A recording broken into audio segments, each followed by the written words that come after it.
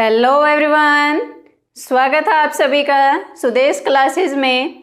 और आज हम स्टार्ट कर रहे हैं बीएड फर्स्ट ईयर का एक subject pedagogy of physical science. ठीक है, तो टाइम वेस्ट तो करना नहीं है अपने को, तो चलिए फटाफट से स्टार्ट कर लेते हैं अपना टॉपिक।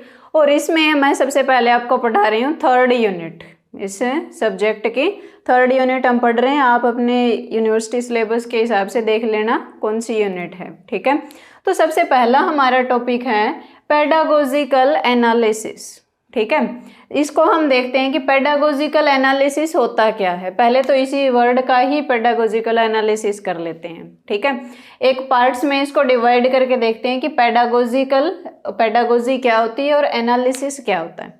तो एनालिसिस होता है कि कोई भी हमारे पास मान लो प्रॉब्लम है, ठीक है, एनालिसिस करना है उसका, या फिर हमें कोई टॉपिक पढ़ाना है, कुछ भी है, तो उस प्रॉब्लम को छोटे छोटे पार्ट्स में डिवाइड करते हैं, उसको समझते हैं और फिर उसको सोल्व करते हैं।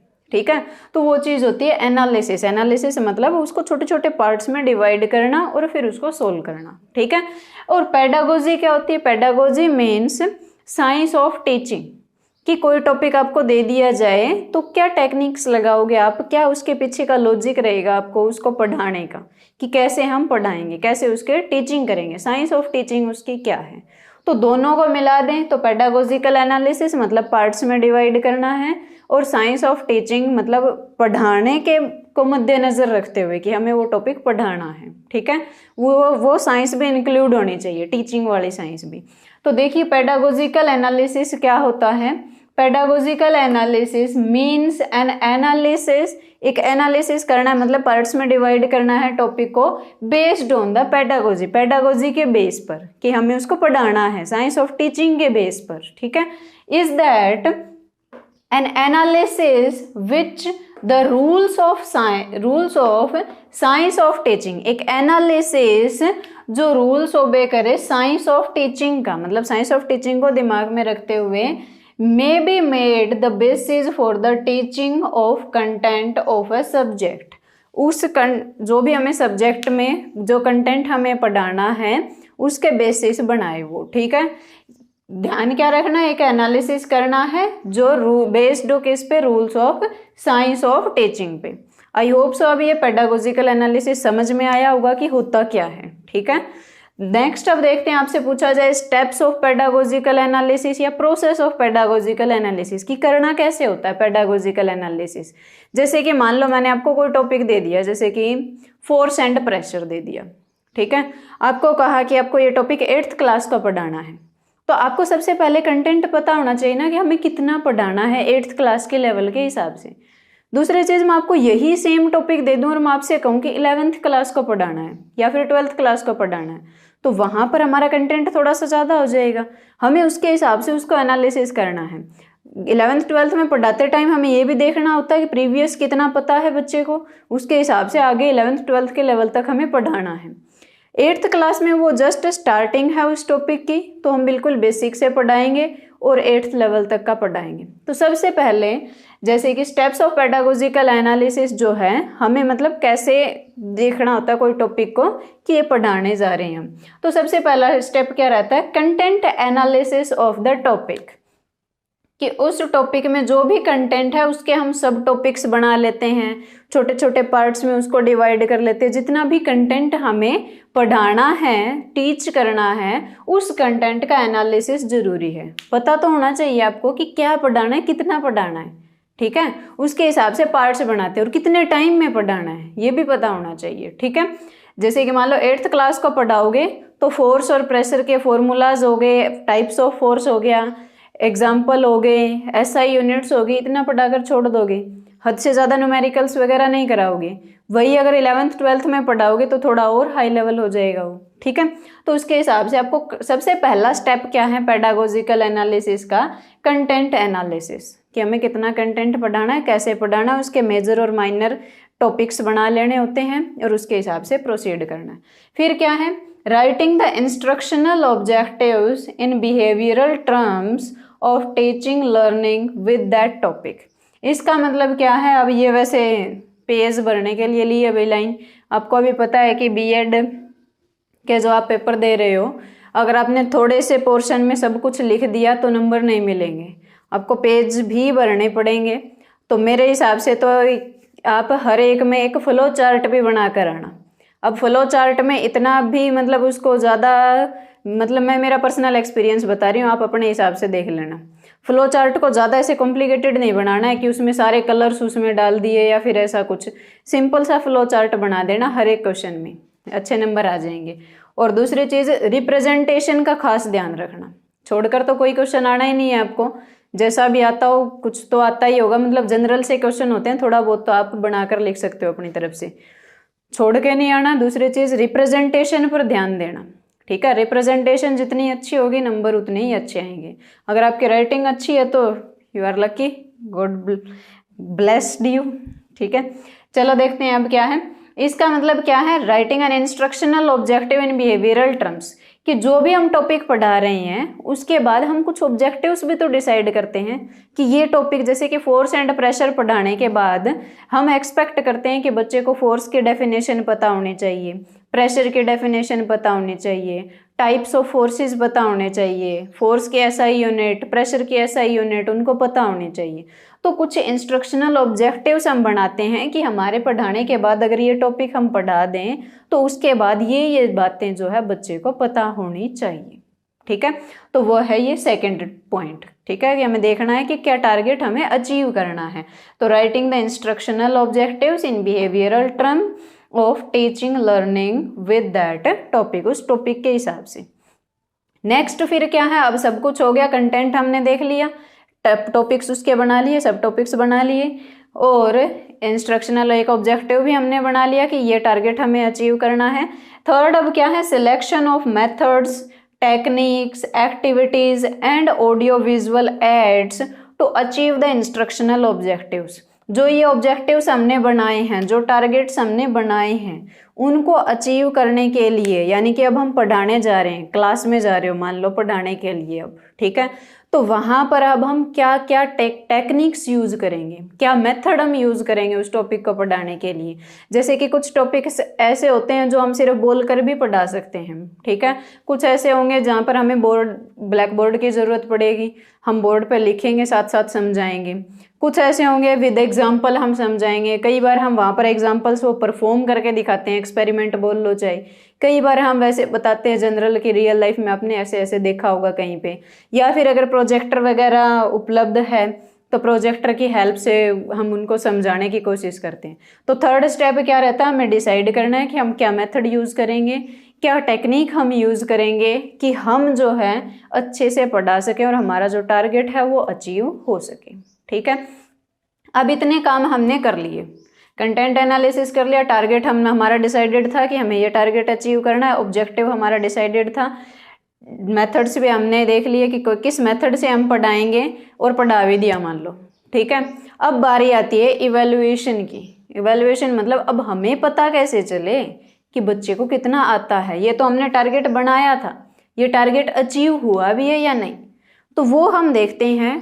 कोई टेस्ट ले लिया बच्चे का, कोई प्रेजेंटेशन दे दी बच्चों को, कोई प्रोजेक्ट दे दिया, ओरल टेस्ट ले लिया, ग्रुप टेस्ट ले लिया, क्विज करवा ली, वो अलग अलग हमारे तरीके होते हैं इवैल्यूएट करने के कि बच्चे को कितना आता है उस टॉपिक के बारे में, कितना अच्छे से हम पढ़ा पाए, क्या हमारे जो ऑब्जेक्टिव्स थे वो हमें अचीव हुए या नहीं।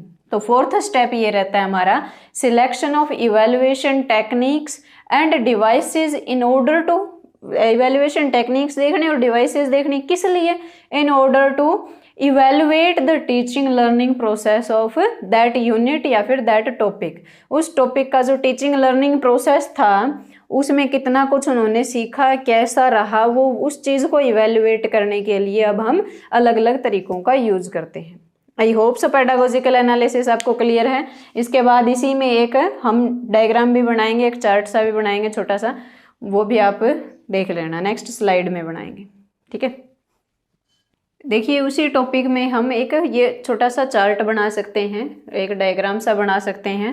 डायग्राम बनाते टाइम आप ध्यान रखना बिल्कुल सिंपल सा रखना उसको, ठीक है। इतना कलरफुल, इतना सजो सज्जा मत करना उसमें कि दुनिया भर के सारे कलर्स ही उसमें लगा दिए।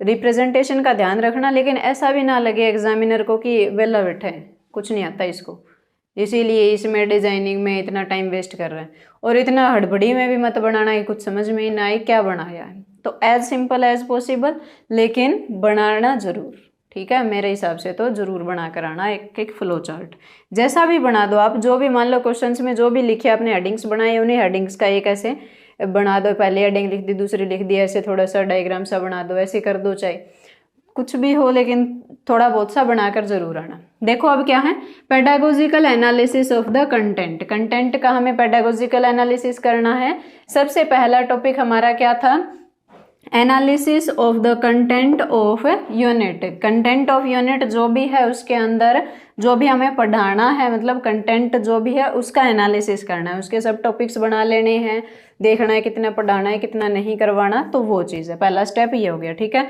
सेकंड स्टेप क्या था, फॉर्मेशन ऑफ ऑब्जेक्टिव्स। जब हम लैंग्वेज में लिख रहे थे बहुत बड़ा लिखा था, in terms of, in behavioural terms, इस टाइप से, ठीक है, और in behavioural terms of teaching learning process of that unit, जो भी है। लेकिन फ्लो चार्ट में अब इतनी पूरी नहीं लिखनी होती है आपको, ठीक है, थोड़े हेडिंग्स लिखने हैं। तो सेकंड पॉइंट हमारा क्या, फॉर्मेशन ऑफ ऑब्जेक्टिव्स। थर्ड फिर क्या किया था हमने, selection of teaching methods, techniques, materials, जो भी था वो थर्ड पॉइंट था हमारा इन ऑब्जेक्टिव्स को अचीव करने के लिए। तो यही है, selection of teaching methods, techniques and materials. Fourth फिर क्या था, selection of evaluation techniques and material, testing करना कि कितना कुछ आता है, कितने टारगेट अचीव हुए हैं, कितने नहीं हुए। और अब यहाँ पर ये लाइनें क्यों लगाई है हमने, क्योंकि ये चारों जो टर्म्स आपको लग रहा है कि अलग अलग हैं, but these all are strongly inter related with each other. ये इंटर रिलेटेड ही हैं। जब आप कभी पढ़ाओगे तो आपको समझ में भी आएगा ये कैसे इंटर रिलेटेड है, ठीक है। तो अभी मैं आपको इसका एक पेडागोजिकल एनालिसिस का एक एग्जाम्पल से बताऊंगी कि आपको कैसे करना। तो कोई आपको टॉपिक दे दिया, तो अब उसमें ये तो हमारे स्टेप्स हो गए कि हमें ये स्टेप करने हैं। अब उन स्टेप्स में एक आपको एग्जाम्पल देना हो तो आप कैसे बताओगे, या फिर वो जो एग्जाम्पल जो अब मैं बताने जा रही हूँ maximum times of the question वहाँ से आता है, ठीक है, कई बार वहाँ से क्वेश्चन आता है। अब आपकी अब किस्मत कैसी है वो मुझे नहीं पता। आप बोल रहे होंगे ना, जिंदड़ी बेहाल है वे, सुर है ना ताल है वे। तो बेहाल वही सबकी है, बेहाल तो पता चल रहा है। अब यहाँ पर आए हो तो बेहाल तो हो ही चुके हो, है ना, वरना पढ़ने के लिए कौन फोन चलाता है भाई, ठीक है। तो चलो अब एक एग्जाम्पल देखेंगे हम इसका, और उस एग्जाम्पल से आपकी लगभग आधी यूनिट कवर हो जाएगी। शॉकिंग, यस शॉकिंग है, ये आधी यूनिट कवर हो जाएगी एक एग्जाम्पल से, आपके बाकी सारे एग्जाम्पल्स भी कवर हो जाएंगे। तो सबसे पहले मैं वो कुछ टॉपिक्स बता देती हूँ कि कौन कौन से हो जाएंगे, ठीक है।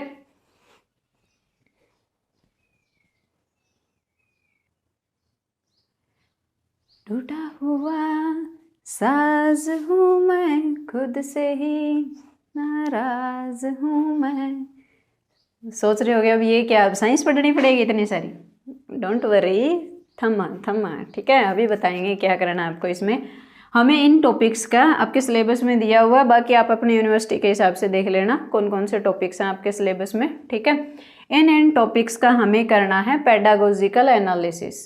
और आपकी जानकारी के लिए बता दूं, लास्ट ईयर जो है, एक तो इस टॉपिक का डायरेक्ट क्वेश्चन कि pedagogical analysis of transmission of heat 16 marks में आया था, और एक आया था एनर्जी एंड इट्स टाइप्स का, pedagogical analysis of energy and its types, ये भी 16 मार्क्स में आया था, ठीक है। तो मोस्ट प्रोबेबल अब की बार भी हो सकता है एक क्वेश्चन तो आएगा ही इनमें से, ठीक है।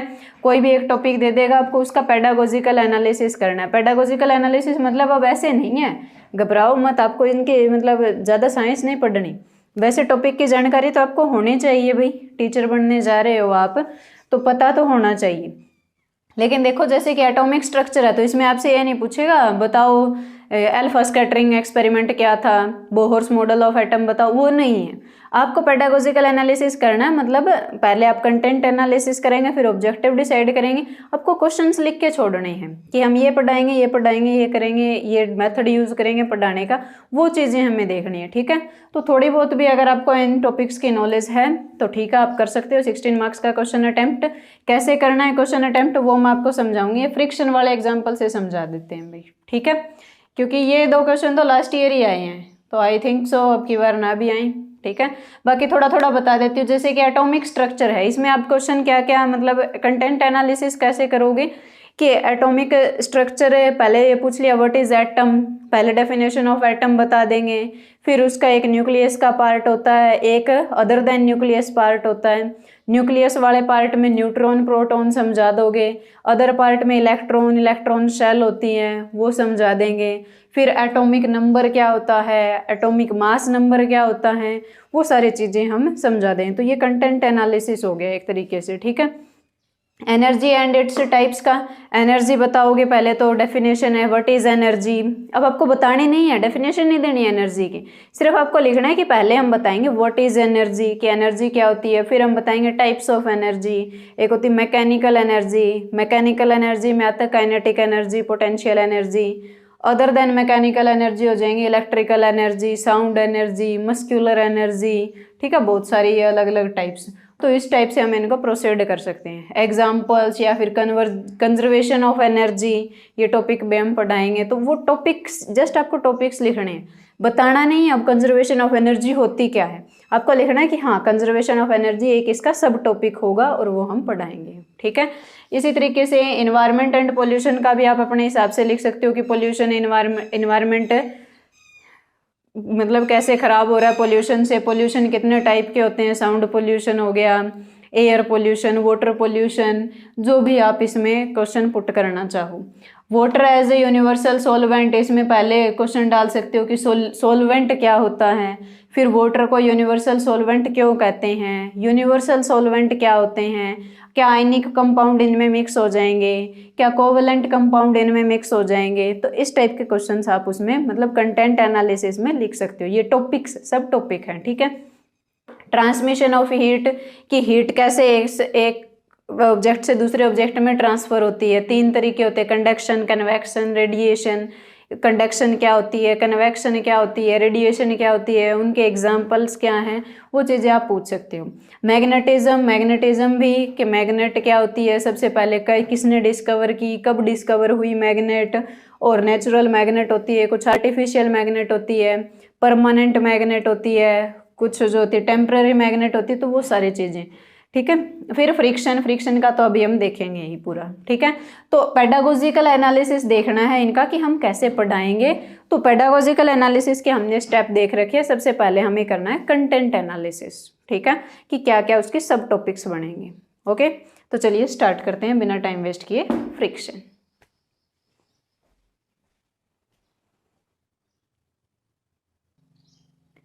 तो चलिए देख लेते हैं pedagogical analysis of the content material. क्या है कंटेंट मटेरियल? फ्रिक्शन का पेडागोजिकल एनालिसिस कैसे करना है। हमें पता है 4 स्टेप है। पहला स्टेप क्या है? Content analysis of the topic friction. Topic हमारा क्या है? फ्रिक्शन है। उसका हमें सबसे पहले कंटेंट एनालिसिस करना है। जो भी टॉपिक हो ना आपके पास, जैसे कि आपको मैग्नेटिज्म दे दिया तो पहली लाइन आप यही लिख देना, पहली हेडिंग तो यही रहेगी ना अपनी, content analysis of the topic magnetism, content analysis of the topic energy and its types, transmission of heat. जो भी टॉपिक होगा वो यहाँ पर लिख देंगे, ठीक है। फिर ये लाइन भी आपकी सभी क्वेश्चंस में लग जाएगी। जैसे कि यहाँ पे फ्रिक्शन है तो फ्रिक्शन लिख दिया, जो भी टॉपिक है वो लिख देंगे। Friction incorporates major and minor concepts as under, कि फ्रिक्शन के कुछ मेजर और माइनर कंसेप्ट्स है जो नीचे लिखे गए हैं। ये हमने टॉपिक्स बनाए हैं, इसके सब टॉपिक्स बनाए हैं, ठीक है। तो देखो पहला क्या रहेगा हमारा टारगेट। सबसे पहले हम बताएंगे व्हाट इज फ्रिक्शन, कि फ्रिक्शन क्या होती है। तो व्हाट इज फ्रिक्शन में हम डेफिनेशन बताएंगे फ्रिक्शन की और मीनिंग को एक्सप्लेन करेंगे कुछ एग्जांपल्स वगैरह के थ्रू, ठीक है। तो एक्सप्लेनिंग द मीनिंग, तो ये हमारा फर्स्ट हो गया, मतलब कंटेंट एनालिसिस कर रहे हैं, हम सब टॉपिक्स बना रहे हैं, ठीक है। फिर क्या करेंगे हम? The general nature and characteristics of friction, friction का जो जनरल नेचर है और उसकी क्या क्या कैरेक्टरिस्टिक्स हैं।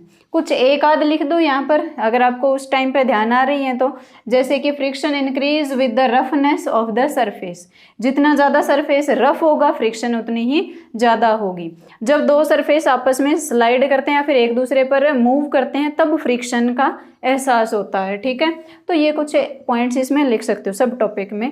फिर क्या है? डिफरेंट टाइप्स ऑफ फ्रिक्शन, तो डिफरेंट टाइप ऑफ फ्रिक्शन में क्या? Limiting friction, sliding and rolling friction, ये हम बताएंगे, उनको एक्सप्लेन करेंगे, अभी यहाँ पर आपको एक्सप्लेन नहीं करना है, ठीक है। स्टैटिक एंड डायनेमिक फ्रिक्शंस ये क्या होती हैं, ये हम उनको एक्सप्लेन करेंगे, ठीक है। यहाँ पर हम कंटेंट एनालिसिस करें कि इसके बाद ये, इसके बाद ये, ऐसे हम पढ़ाते चले जाएंगे। फिर क्या है advantage of friction. Advantage of friction में आप एक दो यहाँ पर भी लिखना चाहो तो लिख सकते हो, आपकी मर्जी है, जैसा आपको सूटेबल लगे।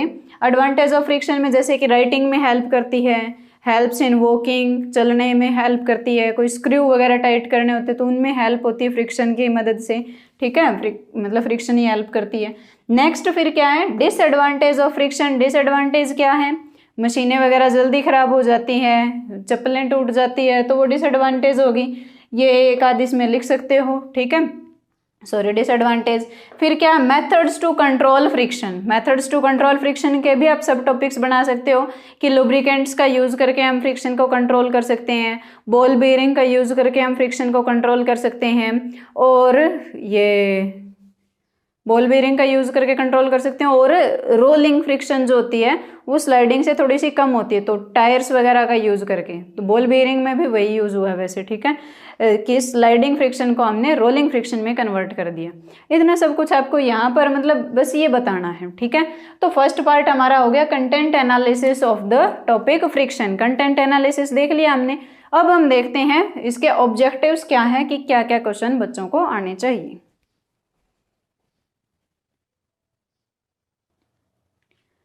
चलिए अब देख लेते हैं ऑब्जेक्टिव फॉर्मुलेशन। पहला स्टेप हमारा रहता है कंटेंट एनालिसिस, सेकंड स्टेप क्या है ऑब्जेक्टिव फॉर्मुलेशन। हर एक टॉपिक में लिखना है आपको, और ये दो तीन लाइनें जो आप हर एक टॉपिक में लिखोगे बस टॉपिक का नाम चेंज कर देना, ठीक है। Students after going through the teaching of the content, कि स्टूडेंट को हमने वो टॉपिक जो है पढ़ा दिया है, टीच कर दिया है, related to the topic friction, हम फ्रिक्शन का बता रहे हैं तो फ्रिक्शन को हमने टीच कर दिया है, are expected to demonstrate the following kinds of behavioural outcomes. अब उनसे एक्सपेक्टेशंस हैं कि ये कुछ बिहेवियरल आउटकम्स उनमें आने चाहिए, ठीक है। क्या क्या है, पहला students are able to define the term friction. Student जो है फ्रिक्शन टर्म की डेफिनेशन बता सकें, ऐसे हो जाने चाहिए, इस लायक तो होने चाहिए कम से कम। नेक्स्ट क्या है, they are able to explain the term friction. अब ऐसा नहीं कि सिर्फ डेफिनेशन बता दी, रट्टू तोते की तरह रोट लर्निंग हमने करवा दी, उसके बजाय एक्सप्लेनेशन भी आने चाहिए, उनको एक्सप्लेन करना भी आना चाहिए फ्रिक्शन को, कि उनको अच्छे से समझ आया या नहीं आया, उसी से हमें पता चलेगा। फिर क्या, they are able to recall the various types of friction. अलग अलग टाइप्स की जो फ्रिक्शन हमने उनको पढ़ाई है वो रिकॉल कर पाए वो, जैसे कि limiting friction, static friction, sliding friction, dynamic friction, rolling friction, तो वो जो फ्रिक्शन है वो रिकॉल कर पाए, ठीक है। They illustrate that not only the solids but liquid and gases also exert friction. वो अपने आप से ये अंदाजा लगा पाए कि सिर्फ सॉलिड्स में ही नहीं, लिक्विड और गैसेज भी फ्रिक्शन एक्सर्ट करते हैं। नेक्स्ट फिर क्या है, they are able to explain and distinguish between the term sliding and rolling friction. वो बता पाएँ, एक्सप्लेन कर पाएँ और दोनों में डिफरेंस बता पाएँ, कौन कौन से स्लाइडिंग और रोलिंग फ्रिक्शन में, कि दोनों में क्या फ़र्क है, ठीक है। Next one is they are able to explain advantage and disadvantage of friction. Friction की कुछ एडवांटेज भी डिसएडवांटेज भी, उनको भी वो एक्सप्लेन कर पाएँ, ठीक है। नेक्स्ट अब देखते हैं हमारा थर्ड रहेगा कि क्या हम टीचिंग मेथड्स यूज करेंगे, क्या टेक्निक्स यूज करेंगे, ठीक है।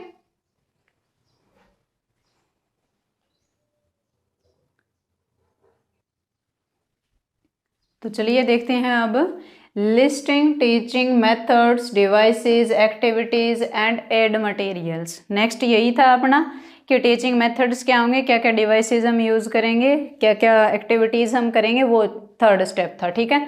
तो देखिए सबसे पहले मेथड्स एंड डिवाइसेस। तो ये जो पोर्शन है ना, ये आप हर एक टॉपिक में, जो भी आपको टॉपिक में लेना, हर एक टॉपिक में आप ये same to same as it is लिख सकते हो, ठीक है। बस जहाँ पर टॉपिक का नाम आई थिंक आया ही नहीं है, जहाँ पर टॉपिक का नाम आए वहाँ पर जो भी टॉपिक है उसका नाम लिख देना, ये हर एक में आपका फिट जाएगा, ठीक है। चाहे आपको मैग्नेटिज्म का क्वेश्चन पूछा जाए, एनर्जी एंड इट्स टाइप्स का पूछा जाए, एटॉमिक स्ट्रक्चर का पूछा जाए, जो भी क्वेश्चन आपके पास आए, जो टीचिंग मेथड्स और डिवाइसेज वाला पोर्शन है, ये यूं का यूं छाप देना बस, ठीक है, क्योंकि ये नंबर ही चाहिए ना आपको। तो चलो देखते हैं फिर क्या है। फर्स्ट इसमें क्या, मेथड्स एंड डिवाइसेस यूज्ड, क्या मेथड हम यूज करेंगे, क्या डिवाइस यूज करेंगे। तो मेथड में लिखोगे lecture method and demonstration method, ठीक है, हर एक में यही लिखना है। और डिवाइसेस में narration device, explanation device, experimentation device and observation device, ये हम कुछ डिवाइसेस यूज करेंगे। और फिर हम लिख देंगे activities and aid materials employed, कि क्या क्या एक्टिविटीज जो है हम करेंगे क्लासरूम में परफॉर्म करेंगे। तो देखिए क्या है, वाइल यूजिंग लेक्चर मेथड, जब हम लेक्चर मेथड का यूज कर रहे हैं, मतलब लेक्चर से हम प्रॉपर पढ़ा रहे हैं, उस टाइम पे क्या करेंगे, नरेशन, एक्सप्लेनेशन एंड इल्यूस्ट्रेशन डिवाइसेस, जो भी हमारे पास डिवाइसेस हैं, assistance of chalk board writing, उसके साथ ही हम चौक बोर्ड राइटिंग भी करते रहते हैं, साथ साथ स्केचिंग वगैरह, कोई चार्ट से या कोई पिक्चर ड्रॉ करके हम समझाते रहते हैं, ठीक है। Assistance of chalk board writing and sketching, charts and pictures will be taken, तो ये सारे काम हम करते हैं क्लासरूम में एक साथ। अगर आपने कभी टीचिंग की है, अगर आपकी टीचिंग प्रैक्टिस लगे, जो 4 महीने की टीचिंग प्रैक्टिस लगती है ना बीएड में, तो वो ज़रूर अटेंड करना, भाई आपको पता चलेगा अलग अलग टाइप के बच्चे कैसे होते हैं, कैसे हमें हैंडल करना होता है सिचुएशन के हिसाब से, बहुत कुछ सीखोगे उससे, ठीक है। तो ये सारी चीज़ें एक टीचर क्लास में परफॉर्म करता है। नेक्स्ट क्या है, verbal examples and illustrations from daily experiences, कि हम नॉर्मल बोलकर एग्जाम्पल्स बताते हैं बच्चों को, डेली लाइफ के एक्सपीरियंस बताते हैं, शेयर करते हैं कुछ, मतलब जैसे कि डिसएडवांटेज बताते हैं, तो चलते हैं हमारी चप्पलें घिस जाती है मशीनों से, जैसे कि पंखा हो गया, अगर उसमें ग्रीस नहीं लगाएंगे तो उसमें से आवाज़ आने लग जाती है ना, लुब्रिकेंट नहीं लगाया तो आवाज़ आने लग जाती है, लुब्रिकेंट लगाकर हमने उसकी फ्रिक्शन को कम कर दिया। तो इस तरीके के बहुत सारे हम डेली लाइफ के एग्जांपल्स हैं और एक्सपीरियंस उनको बता सकते हैं। And environmental surrounding will be provided for explanation, explanation के लिए हम अपने आसपास के एग्जांपल्स उठाते हैं, और जनरली लगभग यही होता है क्लासरूम में, ठीक है। हम अपने आसपास के एग्जांपल से ही एक्सप्लेन करते हैं, क्योंकि ज़्यादातर ये सारी भाई वैसे कहने की बातें हैं, इतना सब कुछ उपलब्ध नहीं होता स्कूलों में ज़्यादातर, ठीक है। ज़्यादातर क्या है, मैंने ज़्यादा सीरियसली मत लेना अब, ठीक है। तो अब देखो क्या है next, in specific situations use of slides overhead projectors can be made, तो प्रोजेक्टर्स तभी यूज करोगे जब क्लास में प्रोजेक्टर होगा, ठीक है। तो ये मतलब जनरली चीज़ें होती नहीं है ये सिर्फ, लेकिन आपको अब नंबर चाहिए तो अब पेपर में तो लिखनी ही पड़ेगी। जनरली है कि यही भाई, जब अब तक का मेरा जो एक्सपीरियंस है यही मेथड यूज़ हुआ है, ठीक है। इसी से मतलब पूरा प्रोसेस करना पड़ता है पढ़ाने का, टीचिंग का। तो नेक्स्ट ये क्या है, कुछ स्पेसिफिक सिचुएशन में हम स्लाइड बनाते हैं, ओवरहेड प्रोजेक्टर्स बनाते हैं, उनकी हेल्प से हम सिखाते हैं, ठीक है। अब लास्ट हमारा स्टेप रह गया इवैल्यूएशन करना कि कितना समझ में आया है।